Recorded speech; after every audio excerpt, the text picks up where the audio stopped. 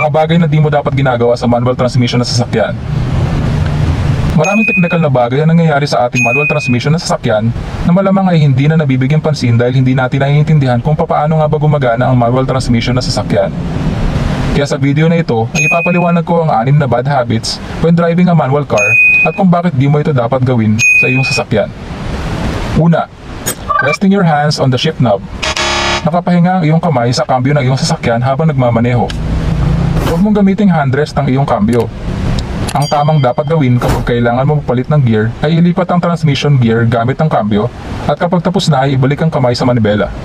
Ang dahilan kung bakit di mo dapat ginagawa ang bad habit na ito ay maaaring magresulta ito sa premature wear ng transaxle shift forks.